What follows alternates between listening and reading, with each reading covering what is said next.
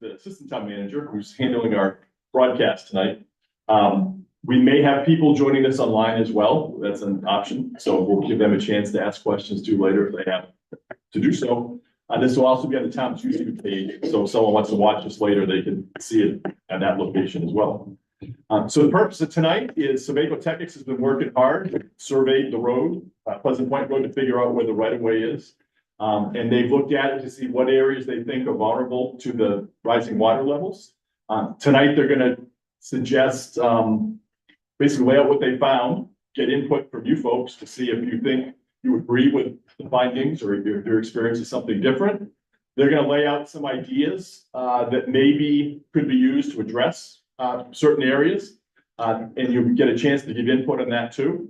Then they're going to take that back to do some work, come up with a preliminary design, give us some budget ideas, so that we can look how to address these things in the future. One piece that's going to happen the next couple of weeks that really isn't part of this is we have that area in front of the Embry's house where the road's been at risk of getting undercut. Public Works is contracted with Barton Construction. They're going to do some emergency work there to shore that up so that if we get a hurricane this fall or something, it's not going to collapse the road in that area. So with that said, I'm going to turn it over to Aaron Hunter, who's the project leader from Sebago Technics, and Aaron can introduce his crew and take over. Thanks, Mark. Yes, my name is Aaron Hunter. I'm a project engineer and civil engineer with Sebago Technics. Also here with me tonight is Remy McDonald, who's a civil engineer on the project, and Maeve Rothschild Shea. She's a landscape architect with Sebago Technics. So they're both assisting in the process and have been very involved in getting to the point where we are today. So just to touch a little bit, again, as Mark already kind of gave an explanation of why we're here. So the town had identified some areas of flooding and shoreline erosion along Pleasant Point Road. And they've done some work in the past to make improvements, and there's some additional areas that are at risk that they want to come up with some plans to go forward in the future and obtain funding, both to ease the impact on taxpayers for having to give money towards that. And they also want to just get your input and make sure that we're addressing any concerns that you might have. So it was back in the fall of 2023, kind of that the town began outreach and started drafting an RFP. And then in November, there was a community meeting to give an overview of what was going to be looked at in the concern Pleasant Point Road. And then since then, there was an RFP that they put out for engineering firm to provide services to assist them with furthering the study and providing plans. So we were selected to help with the survey aspects, so identifying the right-of-ways, identifying the existing conditions, where the road actually is, what the grades of the road are, and any additional infrastructure out there within the areas of concern. And then there's also the design portion. So we started with a site assessment and a site walk. So the site assessment really takes into consideration everything that's happening out on the site right now and identifies the area of concern. So we've completed that, and then we've moved into the schematic design portion, which is really looking at the areas of concern and coming up with some conceptual plans or sections to show what the improvements might look like, and also evaluating a couple of different options and proposing one of them for consideration.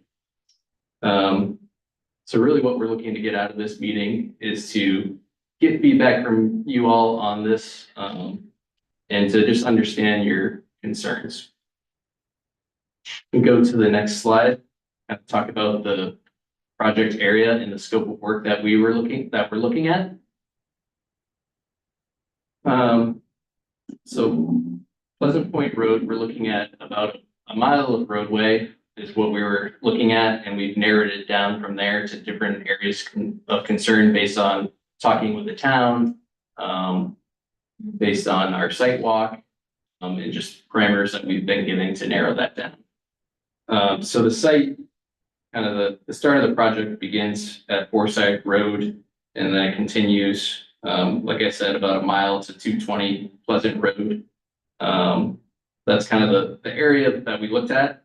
It's bordered by the Androscoggin River, that flows to Merry Meeting Bay. There's a large wetland crossing, towards the beginning of the road, just in from Forsyth Road. And then the road continues northeast, past our area of project scope and dead ends. So we understand that the road serves some year-round residents and also some seasonal residents along both sides of the road. We didn't look at, one of the things I want to say is that we didn't look at the areas where there are residences right along the shoreline. Just because that involves a lot of coordination, and would be better handled as a separate matter. So we looked at the areas that are immediately impacting the roadway, and looked into those further. Go to the next slide.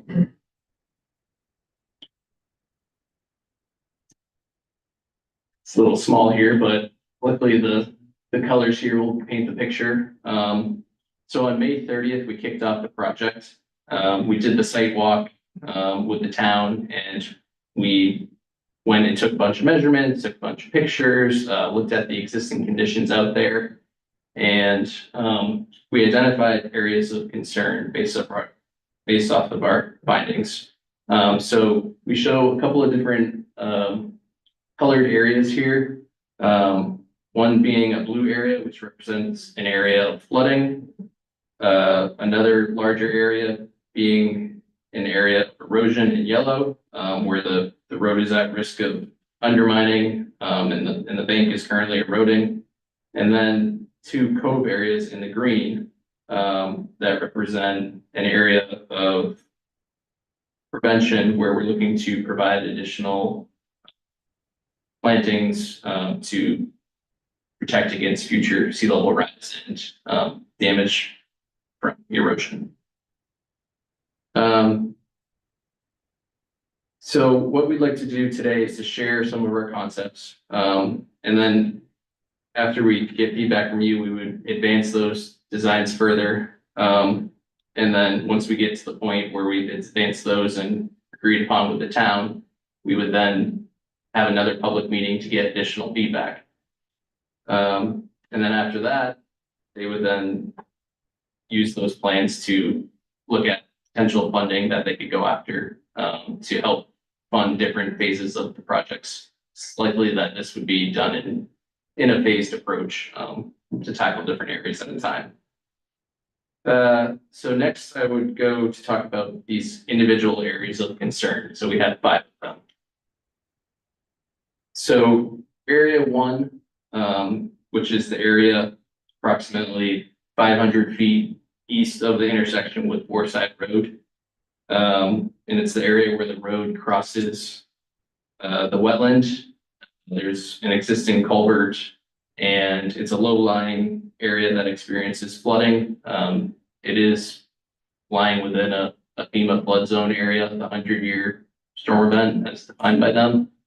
So based on talking with the town, going out there, seeing some pictures of different things that have occurred, we understand that there's flooding of the roadway, a foot or so at times.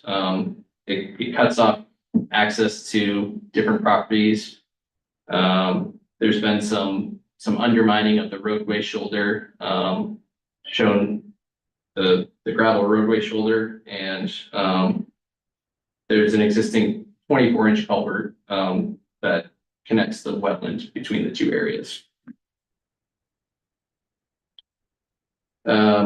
Just to show on here, the area in the blue is really the area that's below the FEMA flood zone 100-year storm elevation, which is what typically we like to base our design off of to get the road elevated above that, to allow for future storm events and those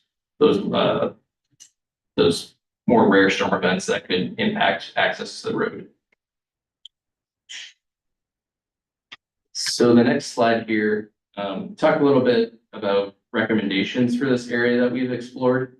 So for each area, I'm gonna kind of go through a similar process that I'm going through right now, talk about, okay, we went out there, what did we see? What are we identifying as concerns? And then I will go through some of the options that we evaluated, what we're recommending to move forward with for an option. And then I think it's probably best just to go through at the end and answer questions at that point to keep things moving along. So one of the three options that we really looked at this section where it's a low-lying road that does see flooding at times, and it potentially cuts off access to the whole road for residences with no other way to get access. One was to relocate the road, but it's surrounded by wetlands on both sides. And then there's really not another location to route around that would make sense from a cost perspective. So we kind of quickly ruled out that solution.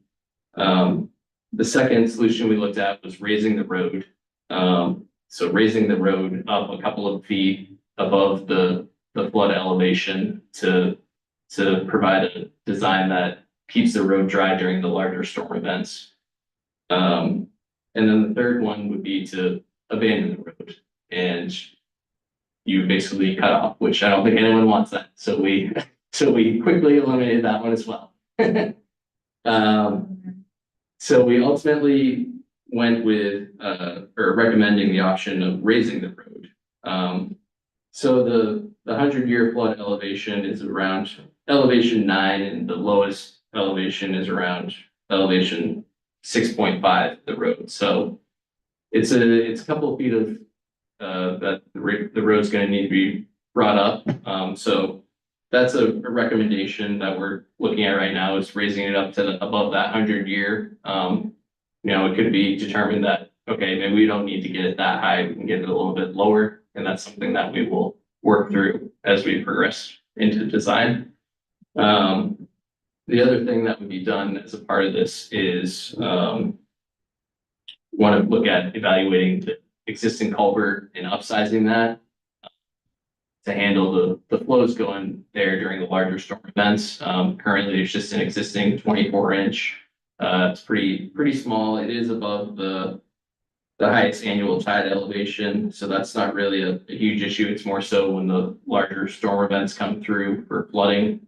So on a daily basis, it's not really impacted, but it is during the larger storm events. So the area in the blue here shows kind of that area for the elevation 9 and where that road would need to be brought up. And then there would be since we're bringing up the road, we'd have to tie back in the existing slopes of the road into the existing grade on each side. So there would be some coordination with the abutters at this area to ensure that we could work something out to provide some sort of an easement or some sort of agreement to allow the fill to provide the adequate side slopes for these roads. Another thing as part of a lot of these improvement areas is you get a steeper side slope of the road going down to the existing ground, whether it be at this area or at the shoreline areas. So one of the things that it's kind of a steep drop off in areas, and we would recommend looking at adding some guardrail in along certain areas to meet certain design requirements. So that's really the area 1 recommendations for the flooding. And go on to area 2, which is on the larger map, the area covered in the yellow and the orange hatching, kind of the first stretch after the area of flooding. So it picks up right after the area of flooding. There's it continues about 1,700 feet with some areas in between that we've excluded just due to there being residences right there immediately between the road and the shore. And then just areas where the road is further out from the slope is further out from the road and not immediate threat. So we've broken this area up into two sub areas. The first one here is area 2A. So what we've determined by going out here is that there's steep bank slopes, narrow shoulders close to the edge of the road. The slope, the erosion along the slope is exposing the roots of the vegetation. There's areas of undermining that are threatening the road. And there's some erosion also noted at different culvert outfalls from the other side of the road that outfall to the shore.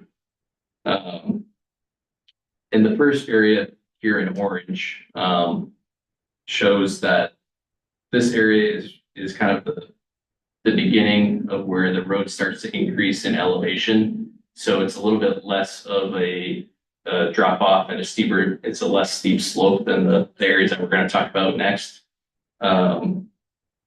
It's also has a nice mud flat area next to it, so it's a little bit more protected. But the area in the yellow is a little bit steeper. It's more exposed to the open. So those are the two areas that we're looking at for shoreline erosion in this area 2A. Go to the next slide. So for area 2A, the recommendations, we've shown the similar hatching here, or the shading of the orange and the yellow, just to correspond with the area of where we're looking to do improvements. So for these areas, we looked at two options. One was a full revetment, and the other is a more vegetative stabilization approach. So the revetment is a riprap or stone slope that protects the shoreline embankment. It's made up of a couple of different layers. An armor layer, which is the stone there shown in the gray hatching. A filter layer beneath that, which has gravel and has a geotextile to allow for flow of water through there. And then it also prevents the erosion of the existing material underneath it. And then there's the toe protection, which is down at the bottom of the slope, which holds the whole embankment in place and protects that from going back out into the water. So kind of the idea here, what we typically do is provide a revetment up to the 100-year flood elevation to protect the areas during the larger storms with the revetment. And then the other option is the vegetative stabilization. So for the area in orange is what we did for that, and the area in yellow was the new revetment. So the area in yellow, or the area in orange, which is the vegetative stabilization option, that's the area that was more so protected by the mud flats, a little bit less of a slope and height from the road down to the shoreline. So that's kind of flattening out the slope, adding in some material where areas been eroded along the shoreline, securing the toe slope with pins or stakes of some sort, and then vegetating on top of that with different plantings, and up towards the top of the slope would be more of a grassed area. And then the yellow area, which is more out in the open, we went with we showed the new revetment there.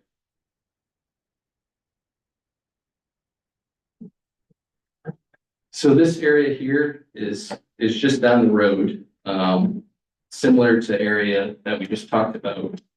It includes a section of the road where the town has installed some existing stone revetments, shown in the reddish color.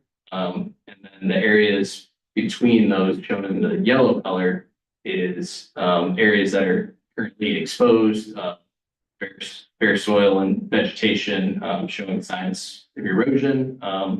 Some of the areas in orange also where the have been revetments have some stones that have fallen out that would need to be replaced, and some revegetation of some of the areas would be helpful to improve those as well. So this area is very similar to the other areas that we just talked about for the previous slide. So I'll go on to the recommendations. So the two recommendations that we looked at three. The new revetment, which would be for the areas where there's currently no protection. And then there was looking at the vegetative stabilization for these areas as well. And then we looked at the option for repairing the existing revetments to lessen the additional impact from that. So we went with the new revetment and the revetment repair is what we were recommending at this time. So the area between the existing riprap revetment areas just makes sense to fill those in to match the existing and to not have areas where you're transitioning from non-revetment to vegetative. Just that transition is a little bit harder. So that's kind of those areas. Pretty similar to the area that I previously described, with the same layers that make up the revetment. We can go on to the next slide. Area 3 makes up it's about 150 to 100 feet of road between 139 and 158 for the objective is where we're showing it. It's a cove area where the slope of the road down to the shore is less steep than the other areas, a lot more gradual. It's vegetated, not really showing minimal signs of erosion, but it's an area that want to protect and bulk up as we can to prevent future erosion in this area. It has a mud flat out front of it, similar to one of the other areas, so that provides some good protection that we don't want to impact. So that's the area shown in green here, and then you have some of the pictures like we've had on the other slides. For this area, we looked at a couple of different options. The different options included making some adjustments to the slope, putting in some sort of a revetment, whether it be a hard armoring or vegetative approach with some anchoring. And then the third one that was hand planting along the base up to the 100-year elevation to kind of beef up that area to provide protection against further damage. So the first two options where that existing area is really in good shape, we didn't want to subject that to getting large construction equipment down there to improve that. Just didn't really make sense. So went with the approach of doing some hand planted areas to beef up those existing areas and to provide an area with stronger species that will help reduce further erosion. So that's really that area, and that's going to be similar to another area that we're discussing in the next few slides. But But we'll move on to area.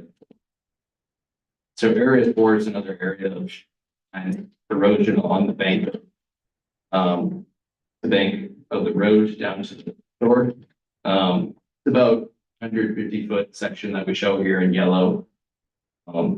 It's between 177 and 184 Pleasant Point Road. There's some erosion here undermining along the shoreline, similar to area concern 2. The differentiator in this area is really that there's a larger distance between the start of the slope and the edge of the road. So it's not an immediate risk. So we can have a little bit more play with what we try to do there. So again, some of the pictures there that probably a little hard to see at this scale, but we do have some drawings that we can share and everyone can come look at afterwards. So go on to the next slide. So for this area, we again looked at a few different options, similar to area 2. So we looked at a new revetment, vegetative stabilization approach, and then a more of a hybrid system.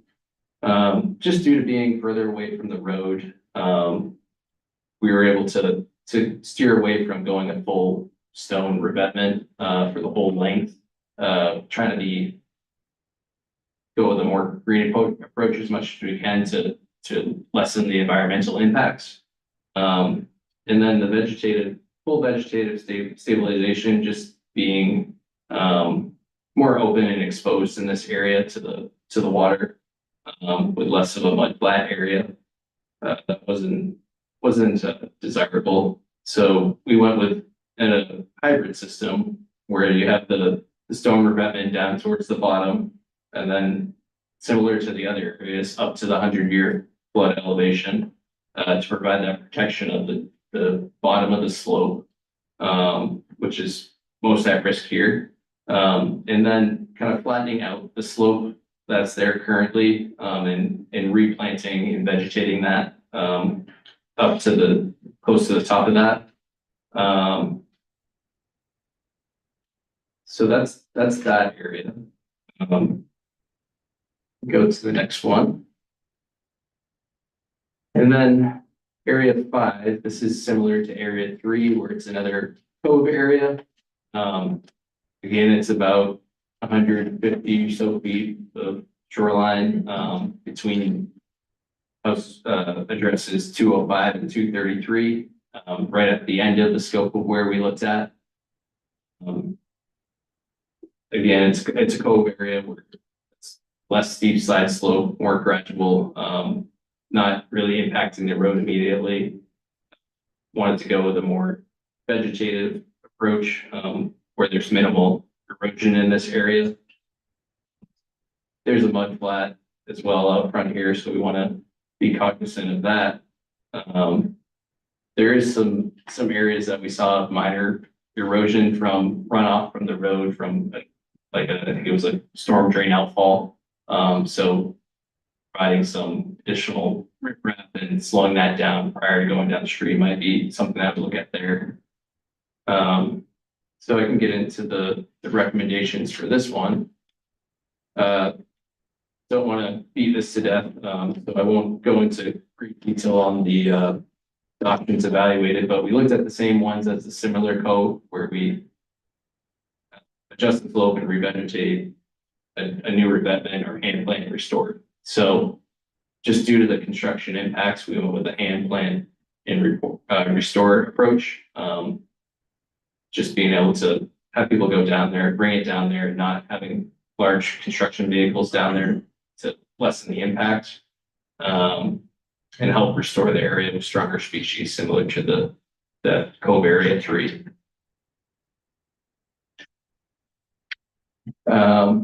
So we have some recommendations on the vegetation that we're proposing. I know where this is, right along the shore. We want to be aware of what we're proposing and making sure that it's not going to be these large trees or anything that's going to be blocking views, or it's going to cause any issues for people that live here that, sure you all really enjoy your view. It's beautiful out there. So we don't want to take that away from you. So I'm gonna let Maeve talk a little bit about this because this is much more on her alley than mine. So I don't know if that's. No. It is, yeah, bring it a little closer. A little closer. All right, okay, sorry. So basically, as Aaron was saying, we understand you guys want to keep your view. I've been out to the road and everything. I was up and down walking there. You might see me one day. I took notes and stock of all the native vegetation that you currently have there. Really keeping my eyes out for what plant communities are existing there currently and kind of taking note of all that so that way I can base, future plantings for. Because I want the vegetation to exist. I don't want to have to replant anything. I don't want to put anything out there that's going to die. It's not sustainable for anyone. So, basically, all the recommendations I have here, they're just a few options. Starting, those revegetation areas we were talking about with the coves.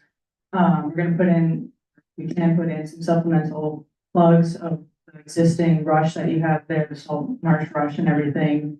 And we gradually kind of grow up in size a little bit. And then that way, so you have, especially for those cove areas to prevent further erosion and everything, we want larger shrubs, something that can take the wave action a bit more.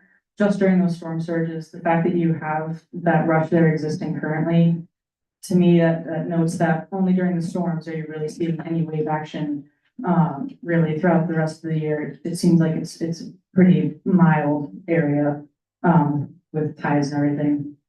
So basically, the list here I have is, again, just what species I think would exist in the current communities you have. Some of them are from the communities you have out there and in the areas that we impact. We would also, or we could do some invasive removal as well, because I did notice there are some invasive plants up there. So we want to make sure that these plant communities that go in will survive and exist, to do their jobs. So, I can go, obviously, as we hang out afterwards and have questions and all that, I can answer more questions about these, species. These are just plain species. They're not necessarily any varieties. So, I know, especially earlier on that road, you want to keep things nice and low, so I definitely won't plant anything or suggest anything that's too tall there. I would stay with lower species and all of that. So really, if you have any questions with any of the plants and stuff, I'm happy to answer. Thank you. Thanks, Maeve. Yes, no? Can we ask now? The only concern that I would have, plants we put in there, not to call brown tail moths. Yeah, that is a big concern nowadays. Yeah, so that pretty much concludes what we had. Happy to answer any questions. We have some boards out front here, that we can mark things on. We can put some sticky notes on, and if anyone has any particular areas, that way we can take note of them and see how we might be able to incorporate anything, any sort of feedback that you have. Appreciate everyone being here and also everyone else online. So thank you very much. Aaron, correct me if I'm wrong, but I believe the results of your survey was that just about every case, you folks own private land on the far side of the road. So we would need cooperation with easements to be able to accomplish most of any of the things we want to do. Is that correct? Yeah, I mentioned that on the flooding one, but I guess I didn't mention it on the other ones, that a lot of these areas are areas that you folks all on the shoreline side own those properties. While you might not have a residence there, just due to the land that's there, it would require some sort of coordination, with you all to make this happen. So that's obviously an important part of why we're here tonight, to get feedback and to get buy-in from you all so we can move forward on to the next step. So I believe the assistant town manager turned on the microphone up front. So if anyone wants to start, feel free to step up to the microphone, state your name and address, and take your comments. And Judy Carpenter, excuse me, 135 Point Road. And we are celebrating, not just me, my family, 100 years. We're very concerned and proud and want to cooperate, but we are on the base. My concern is going to be, well, first, let me start at the beginning of the road, where you talk. You're gonna raise the elevation, so it will stop flooding out. I understand that. Cul-de-sac want to be raised as well, so it won't flow back in when we have these high tides, I assume. Which cul-de-sac are you referring to? Whatever the cul-de-sacs, if you're gonna put more in, that would be Oh, nice. the culvert? The yep. cul-de-sacs for the flooding. Yeah, so we're looking at, increasing the size of that, replacing that existing culvert and Yeah, increasing the size of it. 24. something like Yeah, it's an existing 24 inch diameter, so it's pretty small. that. Yeah, So we'd be looking to increase the size of that to better handle. so it would drain down. Yep. But it would be raised up as well with the road. Yeah, so it would stay at the same elevation on the bottom, kind of where it's set on, but it'd be a bigger culvert. Okay, So that would allow more water to pass through it. all right. On the, going down the road, where at 135, we're at the peak of the hill and then it levels out and then it goes around the corner of a concerned cove. When you raise the road, it's already been raised over the last 100 years. When you raise the road to get onto our property, we're going to have to put up with all this water that's going to be coming off the top of the road. How high is it going to be? Maybe We don't want to be flooded out and, road, I can't. If I can, where you're located, most office box 135, you're well down from where the road's gonna raise. We're only Okay, proposing or talking about raising the road either side of that culvert. So as you come down the hill off of Forsyth Road, where it first floods by the speed limit sign right there, okay, you know, from that area around the corner and 100 feet or so beyond that culvert is all that's being raised. okay. It's Is just that that good? immediate area that's flooding. Because if we don't do something with that road, it's gonna be taken out, water that's coming back and forth Right. across. Yeah, I understand that. Well, you were talking about having cooperation of the Bayside. It's not down where we are, it's up where there's gonna be raised. Any of Or these, is it all the way down? any of these areas that, were outlined tonight in the highlighting colors, for us to do anything, whether it be to plant vegetation or whether it be to install rock, we're gonna need permission from the property owners, because you folks own the land on the bayside as well. Maybe there's a few exceptions where the road goes right next to the water, but not many. So, yeah, We happen to be in the middle where you're not going to be doing. yeah, so then we wouldn't need an easement from you because we wouldn't wait. Right. With erosion, which we've been seeing since the cyclone came through. Has come up on the bank, and if you want more of our land, you're not gonna have enough for us to live on.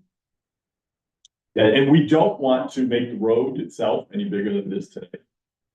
With the exception, as Aaron mentioned, that in the area where it floods, just to have a safe grade on the side of the road, we might need some easements to make the road a little wider, for the shoulders wider, so to speak. But we're not looking to, I know it was a concern in November that there were some wells relatively close to the road and things. We're not looking to widen the pavement anywhere. What we're looking to do is to, in some areas, to protect the road by doing plantings, others by putting in rocks, and we would need permission from the property owners to accomplish those things. Thank you very much. You're welcome. Anyone else have thoughts or comments they want to share? Joe Trafton, 258 Pleasant Point Road. I'm concerned about this area that's in the blue that floods. The 100-year flood had about 5 feet of water in it. And that 100-year flood was about 35 years ago. It wasn't anything recent. What the road does is it acts like a dam. And the last picture you had up is, if you could put that back on, the one is sort of the conclusion, the end, that, That one. no, the very end. When you finished all your presentation, you had a start, there you go, that's the one. If you look and you see that curve is not going just from nowhere, but it's connecting the Muddy River system and the Androscoggin system, but the Muddy River system really is influenced by the Kennebec. And the flooding on Kennebec will sometimes make the water go from the, it would be the north side to the south side. What we've been recently seeing is going from the south side toward the north side. Any raising of this particular area is going to act like a larger dam, and the water, when it does go over the top, is going to have more speed, more volume, and create a greater problem. I think the town did a pretty good job this spring with the working on the sides of the road. And of course, that wasn't just on the Pleasant Point Road, it was on Forsyth Road going down toward the Muddy River. Same problem. Are we gonna raise that road? There comes, Advantage of that side, another way to get. there comes a point when raising the road only postpones the problem of really massive erosion. If you had road that was 2 or 3 feet higher and it washed out, instead of the side of the road needing some fill, you'd lose the whole. The other piece that I think has been neglected in this planning is you talk about the water, the storms, the waves, we have ice. And the ice can do more damage than the water can. And we haven't seen it recently, but good, strong, cold winter and a roaring river is going to do a lot more damage than what we've been seeing for a long time. Will it happen? Yeah, probably will. There's a tremendous amount of money that would be going into this project. Is it worth it? I think the town ought to take a look and say, maybe this is just too expensive to do. Maybe we need to accept something much smaller with less potential for loss. Thank you. Thank you. I wasn't gonna say anything. But, thank you, Joe. Peter McCarthy, 889 Forsyth Road, excuse me. The property on the corner. The flooding is, I'm ready to have you dig in there. I'll give you whatever you want. Call it an easement to anything you want. The thing that scares me the greatest, I have to echo what Joe has said. We've both lived here part of a lifetime. We've probably witnessed more flooding than anyone can imagine. And here tonight, we're trying to tame 2 major rivers. The Kennebec and the Androscoggin. The Kennebec is influenced by the great tides at Bath. There's nothing you can do to alter or to change. Weather is part of the predicament on the Androscoggin. Depending on the weather, depends on the flow. As Joe had said, there have been some flows that have put it over way. Now, the one thing that gives me just a little heartburn, and I'm with you 100% in how you want to approach it and what you want to do. Because what was done by Brown Construction was a fabulous, fabulous piece of work in securing the side of the road and the river. More needs to be done. I understand what they're doing. Perhaps the other person that needs a kudo is Dennis Tosham. He did a marvelous job, and he put a larger culvert on that corner there. And what it did, it took the water that was at high tide, but gave it the option of flowing much faster, so less came over the road. A very important concept. Well done, Dennis. What it's done is literally saved it. He has been back, we have been back. to resurrect and change. The other part of this equation I have not heard except until Joe Trafton mentioned. All of that water flows through that culvert. Right now, it's pretty much self-regulating. Because it flows around literally the back of my property and many other homeowners as far as Kevin Kernan's house. At Forsyth Road, there's a very large flows under that road, it goes under the road. All of the overflow of the Androscoggin River flows under the Forsyth. There are some times that the water flow is so heavy in that it goes up over the top of the road. When it goes up over the top of the road, it's filling the wetlands in the back. Then Forsyth is flooded. There's a lot of stakeholders. Unfortunately, there are a lot of them missing tonight. They're at the lower end of the Forsyth Road, Philippon Drive.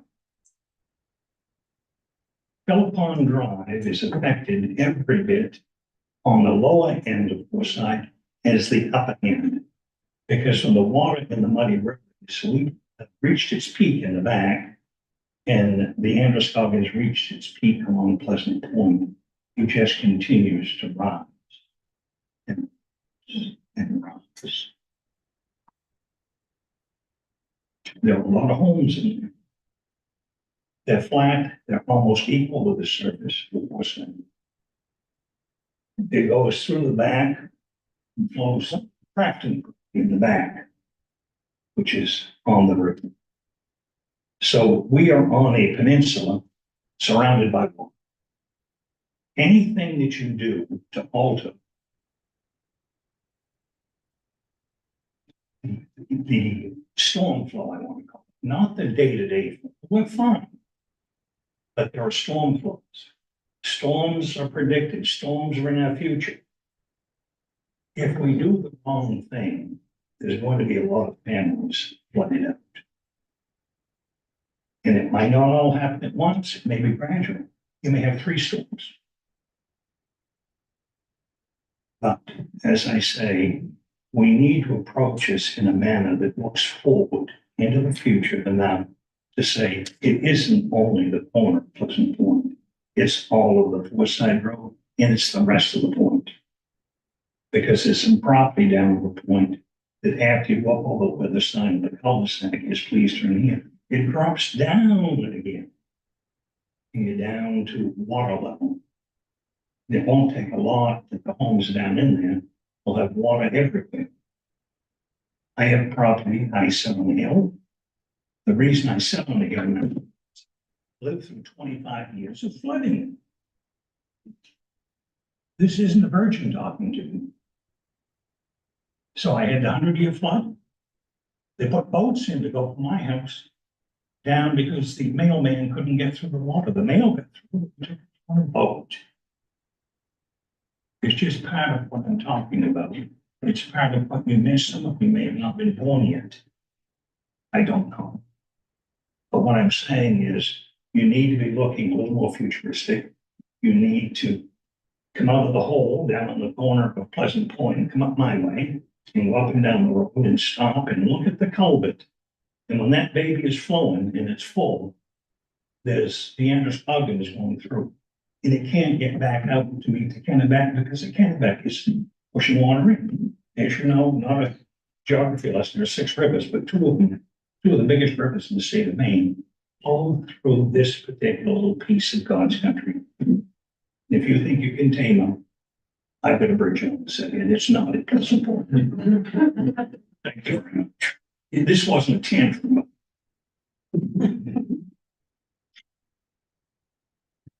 Anyone else? Calling more about 205 Pleasant Point Road. You mentioned vegetation and possibly removing some of the invasive species. I hope that includes the black locust that's on the road because there's a ton of it. The Asian bittersweet and whatever that bamboo stuff is that doesn't belong there. And not weed, What's that? not weed. Yes. Yeah. Hopefully those will be taken care of. Moving on. and this might be more for the town folks or not, and I don't think it's been mentioned in here, because it's not really part, I think it's part of the erosion on the bank, but there's a, culvert that's near the turnaround just south of Harold Nickerson's home. That culvert, I think, is broken, where there's been a lot of flooding there lately on the road. When I say flooding, you can walk through it, but it's a mess, and it's been getting bigger and bigger. And if you look at the culvert that goes down by the bronze camp, that used to flow unbelievably when it was really flooded. Ton of rain. It's not flowing very hard anymore, which tells me, even when there's a ton of rain, which tells me that somewhere underneath that is broken or something. Water's going somewhere, but it's not going where it's supposed to. Just through the culvert and down into the bank.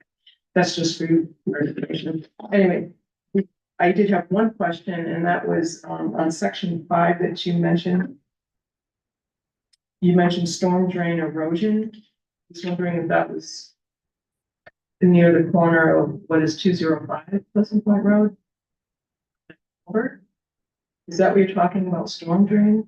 There was a culvert that was outletting there to the slope, and there wasn't a whole lot of protection for to slow down. This would be the location, the culvert location is here, there's a sailboat sitting on the point, bouncing up and down on the This is section shoreline. 5 up. Pardon? Yeah, the one that's. Early this spring, somebody, What number is it? it was, The abandoned. Yeah. I'm just referencing, yeah, it's abandoned, but I'm just referencing where that culvert was. He- I don't think so, because 205, that's my house right there. Yeah, it's 205. The sailboat was never bouncing around right there. Never made it that far. Okay, they did back up. Floated by. Way out, exactly, yeah.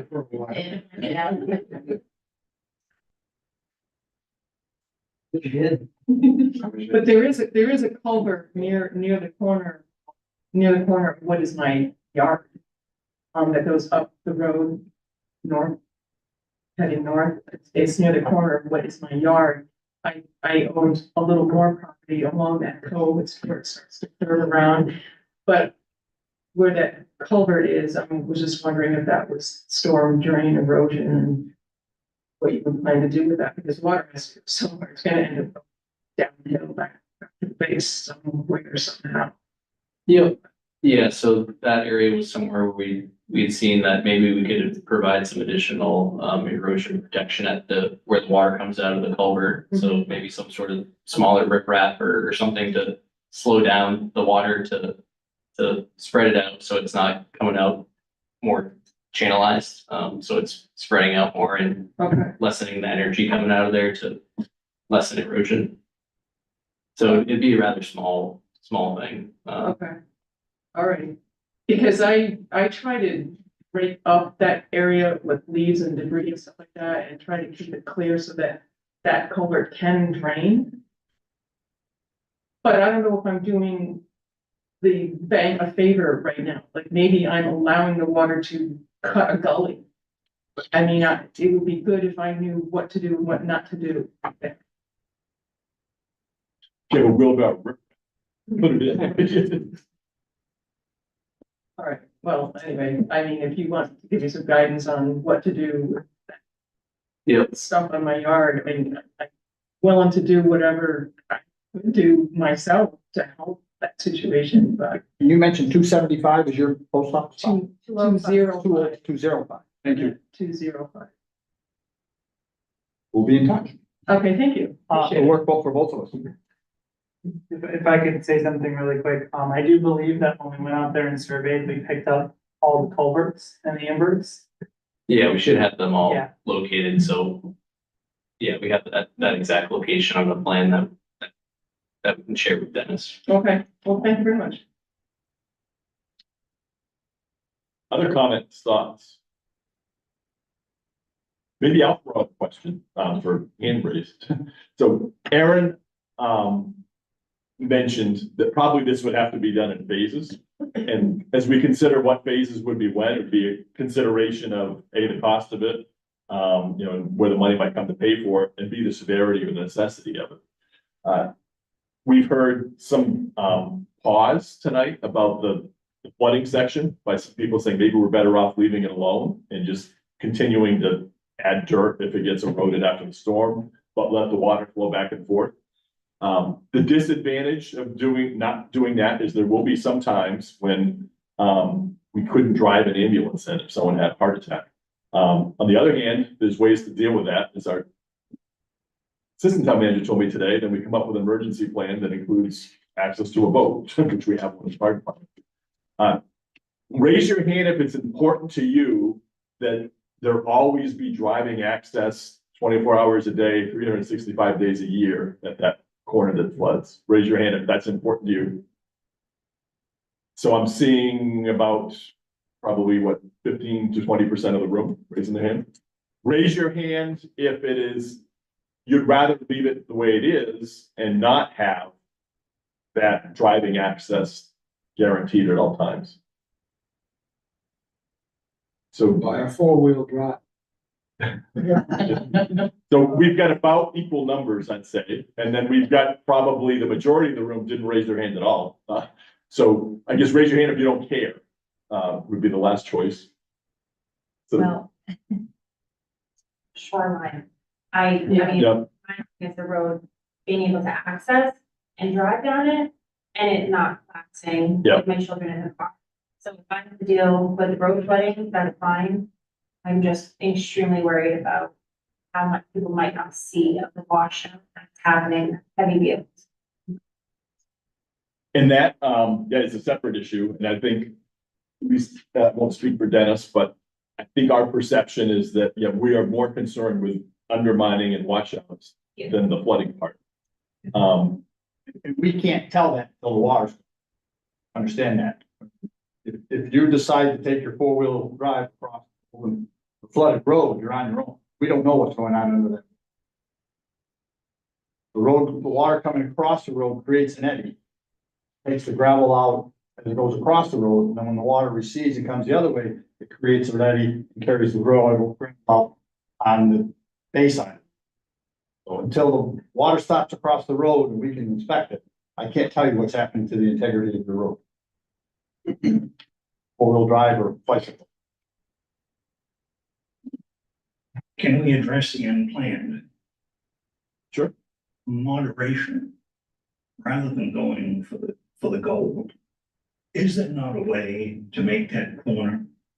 I don't care if you take the corner out or not. Fill it in. Make sure the culvert that goes in there doesn't flood the four-side road, but leaves the road open. Yeah. That is absolutely manageable. He can do it. I don't think I understand what you're saying, Peter. What I'm saying is, Mark, right now, Dennis did a marvelous job with what he did because it's a vast improvement. That's plan A. I want to come back with plan B and put in a little bigger culvert, maybe, raise the sides of the road. We don't need a bridge, but that could be built up some so that when the water comes in, even if we have water on the road, even if we have a day that we have to slow down going through or something, we can come to a workable plan that costs a lot less and isn't going to create a Brooklyn Bridge approach to Pleasant Point. We don't need it. I think a lot of people tell you that. It does need attention. It does need repair. Can we do it?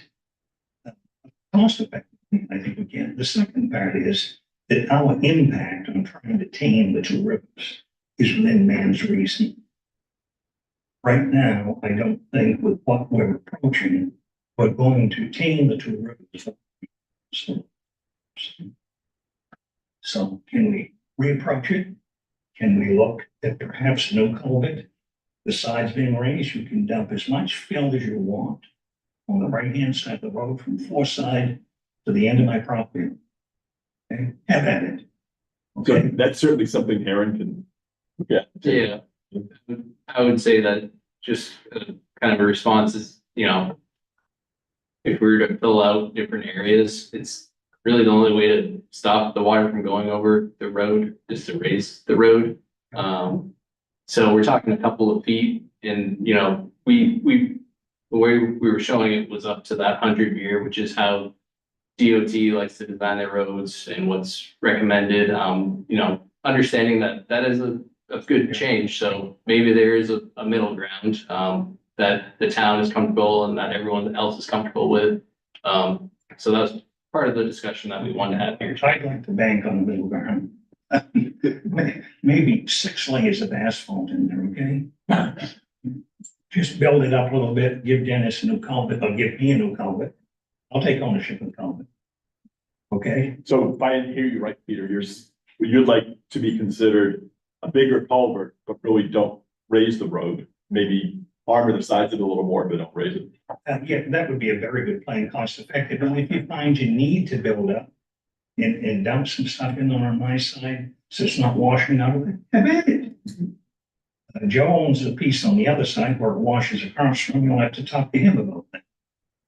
But on my side, you're good. Joe? My side, with that. No, I said this before, culvert will only work if the water is moderate. If there's a flood, culvert is not going to stop. All the culvert does is let a small amount of water go through the diameter of the culvert. You're trying to stop the Androscoggin River. If you raise the road, what you've done is you've created a dam, and what do you see when the water goes over a dam? You see a waterfall. We saw a waterfall, Dennis saw a waterfall going over the road. That's what ate the road up on the sides. It's the speed of the water going over it. The higher up the road is, when the water goes over, the speed's gonna be greater and the erosion's going to be even more. We experienced what the town's talking about now when we built our place down at 330 at the end of the point. We had culverts put in, and they did absolutely nothing when the river flowed over it. We have, instead of 500 feet, we have 4/10 of a mile of this road. And what we did is we toughened the road up and let the water go over the top. And the road stays. Where there is erosion, we build up maybe some stones in the back, so the debris, the gravel might wash and be caught by that. I'm not saying this is the answer for the whole Pleasant Point Road. Culverts aren't going to do it. If you look over on the Forsyth Road, there's a small culvert, but when the water goes over the road, the culvert's not doing anything at all. All it probably is doing is irrigating the water some, and maybe that's good for the wildlife. If that's the case, culvert makes sense. Otherwise, the culvert that I see on Pleasant Point Road, the best things that's been about it is the otter family that sometimes is down there and comes up, and you get a chance to see them. I think the culvert on the corner talking about, I think helps with the outlet, not coming in, but when the tide's going back out, when flooding's going back out, that helps ease the water back out of there. Very important. Agreed, it's very important, but it's not, we can't beat the river from flooding the road. It's the outlet. When it's receding, it's that culvert. What you see is, you see 3 or 4 days of the water flowing out, both of the Forsyth Road and the Pleasant Point Road. That whole area is filled with water, and the culverts are letting out just a minuscule amount. And we can look ahead with Aaron and see what the 100-year floodplain looks like. The other end of the Forsyth Road that you guys have put tonight, and make sure we understand that water level is coming the backside of it. If you remember, and I've been down on Pleasant Point for close to 50 years. It wasn't a 100-year flood we had 35 years ago. That was a 500-year. If we think we're gonna wait 500 years before another one, I doubt it. So if I heard right, another concern raised by Peter and Joe is that if we raise the road and create a dam, we may end up flooding Philipon Drive. That's correct. Okay. Absolutely. I'll give you a guarantee on it. And that may flood even if we don't do anything. That's also And true. that's what we'll do with a 100-year plan, when we look at the drawings. So Mike Emery, 112 Pleasant Point Road. I want to say with Pete, you did a great job. Dennis, and you added a lot of riprap right around that corner where you put the gravel on top. yes, A few years ago, when we were having these problems, you did nothing but put sand, but since you put all that riprap in there, it's saving that whole corner of the road. Why don't you continue that, like taper it down on both sides? And why don't we? Because we have to work with the permits process. okay, We can do emergency repair, long-term planning. but that seems to be holding that. Seems to be holding the road. And yeah, I mean, Pete said, great job. Yeah, and just to add on some of your guys' comments about the road flooding area. One of the things that we can also look at in addition to, raising the road a certain level, would be adding some additional protection along those slopes. So it is more protected when those flows come through, because like you guys are all saying, and I don't think anyone's disagreeing, is that we can't control the river. We're not trying to pass it all through there. So protecting the road and making sure it doesn't wash out during these larger storm events is one of the main things that we'd like to do, and also raising it to limit the amount of times that it is flooded throughout the year, because we are getting bigger and bigger storm events, as everyone knows. So you're seeing more common occurrences of this, so raising it up really limits the amount of times that would happen, and hopefully doesn't get above that. I know there are certain storm events that you just can't plan for because you'd have to raise it up 10 feet, but trying to get it at a good level here.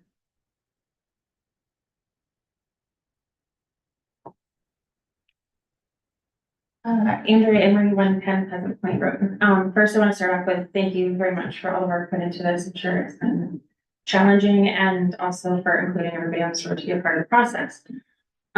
Two things I just wanted to bring up. One, regarding vegetation, I was actually just in the process of harvesting my elderberry bushes. And when I was reading up on them, one of the things that said is that is used a lot for erosion. And they obviously have those in 8-foot and 4 feet bushes. So that's just might be another option too if people want it. And you can obviously use the berries. Just something I wanted to share.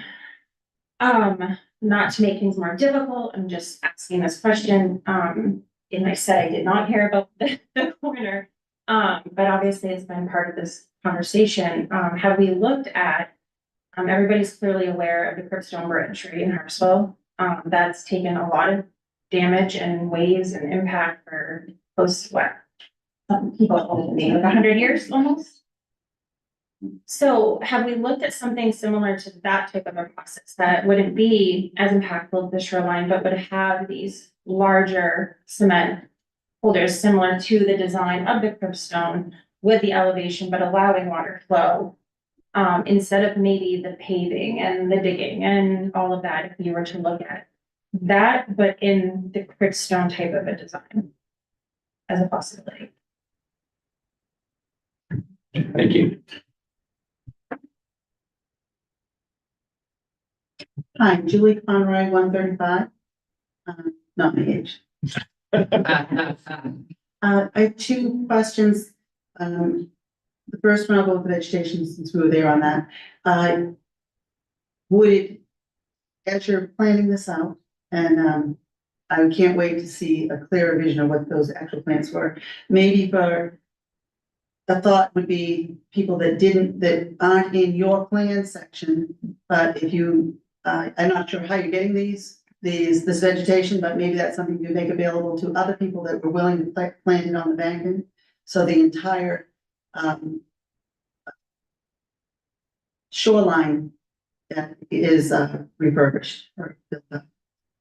Second question, and I don't understand it wholly, so can you speak a little bit towards where you're putting the stone? I happen to live where the ocean is, so we're concerned because you put some stone on the ocean, what it does is it just passes the erosion down the coastline. Can you tell me what effect, if any, the rest of the shoreline will have when you add that stone in? So we would provide a transition, between the stone and the existing soil that we're not touching to lessen the impact of that. To the side of it, you mean? Yeah, to the side, to not go immediately from a stone to a existing, slope. So that would provide some relief in that, yeah. And that's what you find it works. Yeah, that's pretty much standard practice on that, yeah. Okay, thank you. We did have, I think it was mentioned at the November meeting, there might be an opportunity for someone wants to protect their property, but it's not a part of the project we do because it doesn't affect the road, but to join in and maybe, get theirs planted at the same time or something. That's certainly something we can look at when we would bid out a section, is we'd approach the neighbors in that area and say, are you interested in potentially participating too? And, this might be a better price if someone did everything at once rather than doing your yard separate than the road part. And one of the things that hasn't really been talked about tonight is the permitting that's required with these improvements. So there would be a review process and would be a process through the state, and possibly the town, probably some sort of review, in terms of looking at the design and showing that we're, to the best of our ability, not gonna be impacting adjacent people that we are, proposing stuff next to. So there will be a review process to go through for some of these improvements. Other questions? Colleen?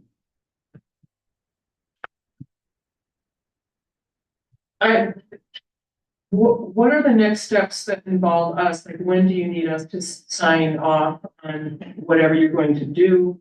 And if there's some disagreement about the raising the road or not raising the road or whatever, can you proceed still with the riprap and the revetment, whatever it is, and the vegetation? Can you still, I know you said you're gonna do it in phases, but,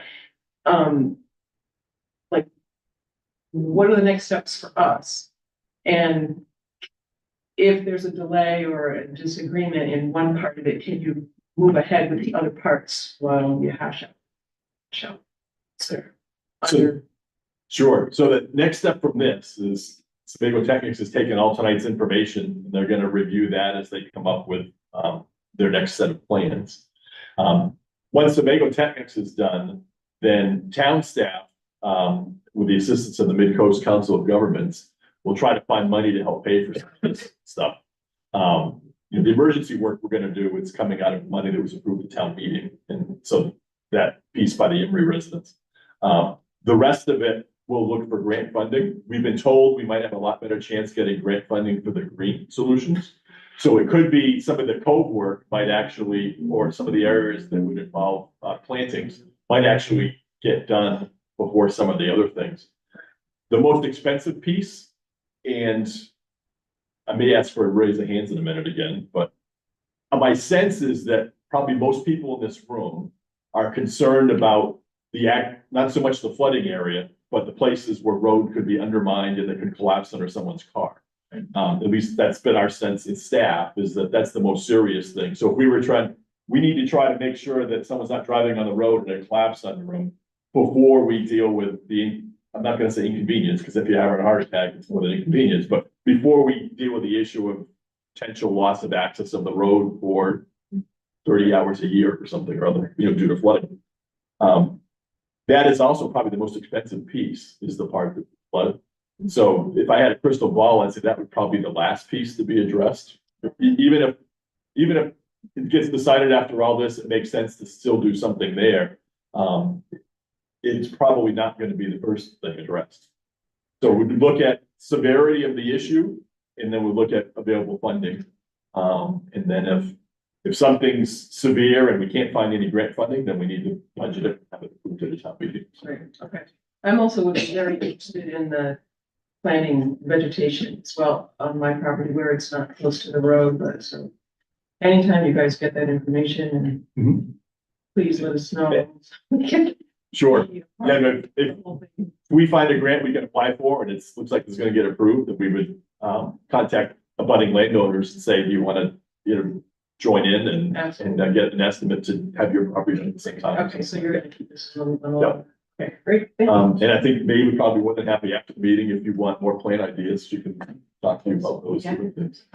Yeah, I can also give a list too, and probably, I mean, we have your emails too, so if you express interest, I can highlight your email, make sure I get it to you, or I can probably give it to the town, and maybe they can post it on their website, Sure. not that I want to sign them up for anything, but. That we would.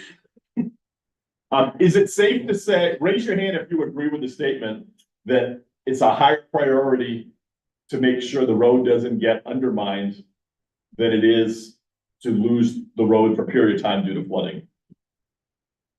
So it looks like, and raise your hand if you disagree with that statement, but the flooding is more important. So we actually have good consensus on that issue. Okay. But with some questions online, so Jeff will, vote someone online to answer. No, I think they just want answers. Are all plants recommended going to be native and non-invasive? Yes, they will be native. Not- Yeah, correct. They will not be invasive, they'll be native, they'll be based off the existing plant community. These have been asked throughout the evening, so they might have Okay. heard an answer. Can more culverts be added where you intend to raise the road? Actually, the answer. Yeah, I mean, we looked a little bit at that. We could explore it a little bit further. I think, adding more culverts, the river in that area is, once it gets up to a certain level, you just can't control it. It would help, like Dennis was talking about, to let water out quicker from that area once the flooding is done. But that's something that we'll look at further as we progress. And then the last one's about culverts, just the same question. I think I saw someone else with a hand. Just add on to the planting. Can we do planting without going through a process with the state? If we wanted to plant vegetation to prevent eroding? Do we have to get permission or permit or? I'm just trying to think of the DEP, there's adjacency to, natural resources. So I definitely want to just confirm with that beforehand. Okay. I don't want to say yes because of that. I would just want to confirm with DEP, and I can, again, get an answer back to the town and everything, and they can let you know. I believe we should be able to plant, but also I want to make sure we are, putting this in congruence with each other, and that all of the phases will work together. And I don't want to rush anything, but I also, I don't want to rush anything, and I want to make sure that all of this will work together and that we're planning appropriately. That's my only comment. Why I asked it, when we had that cyclone, it ruined our banking. Okay. And it took a lot of the vegetation that was helping it. Mhm. And if we can just put it back, God had put it there in the first place. I know we're not God, but we can help. Don't Yeah. they actually make We would you, like, if you cut things when you shouldn't have, don't they make you put things back? Yeah, they make you revegetate. It's also, part of it too is your town's ordinance within the floodplain zones. you can revegetate. Yeah, you can revegetate. So if you lost anything, you can Yeah. revegetate with obviously, native species because you're within the floodplain and the shoreline zone. Is there a type of vegetation though? Is what we can put back. I would I mean, if it was a big pine tree, we don't want to put another big pine tree. I would say in regards to permitting, we will be further outlining that as a part of our Okay. additional report that we're gonna have as part of the next phase. But I would recommend, if you're planning to do anything or wanna try to do anything, speaking with the Maine Department of Environmental Protection and speaking with the local code enforcement officer to make sure before you do anything. Because a lot of the times there is different permitting processes. It might not be very difficult, or maybe there isn't anything, but I would definitely recommend reaching out to those two contacts to float anything by, before you do it. Okay, thank you. Any other questions, comments? You do have one online that they're not accepting the promotion.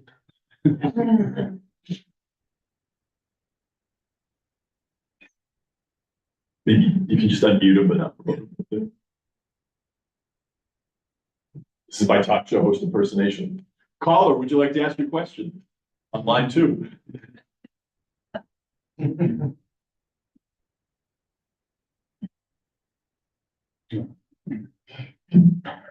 If you don't want to ask it, you can type it to the assistant town manager and I'll ask it for you.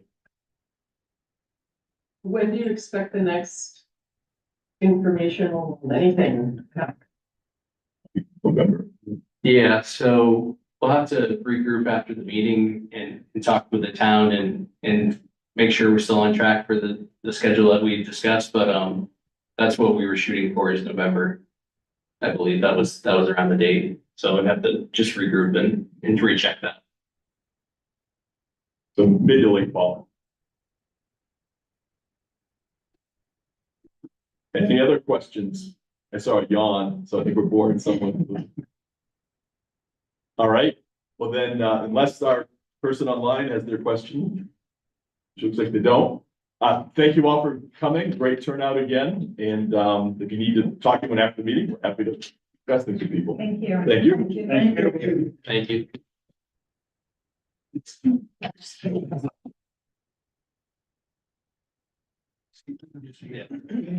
Thank you.